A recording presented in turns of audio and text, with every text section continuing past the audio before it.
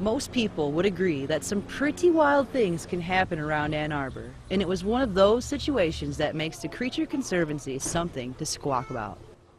I was working at the vet clinic, Animal Kingdom Veterinary Hospital, and went out to unlock the front door one day, and there was a crate in front of the door. It said, "Caution, attack alligator" on it, and it's a wooden crate, and opened it up, and sure enough, there was an alligator in there. He was about 10 or 12 pounds, I think it's 27 inches long at the time.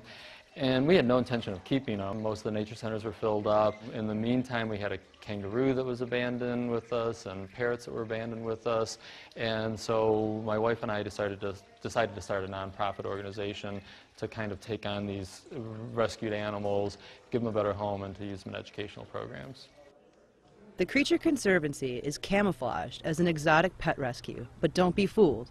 It also serves as an interactive learning environment, creating a rare species of its own.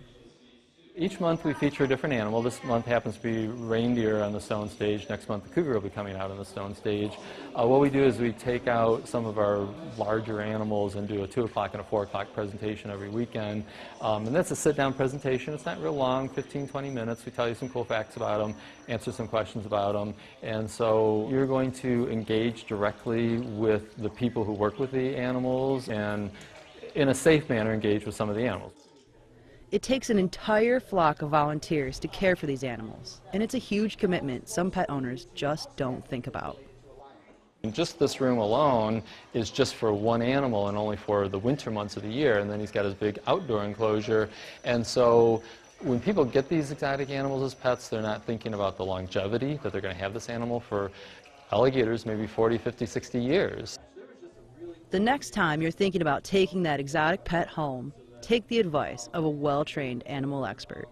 I get to work with cougars. I'm the primary cougar handler. I get to play with kangaroos. I get to train the alligator.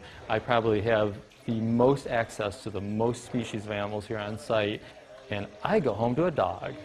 Dogs are great pets. Never would I consider having any of these animals as pets. Be careful, think long and hard, and get your fix by coming visiting the Creature Conservancy instead of buying the alligator as a pet. Perfect.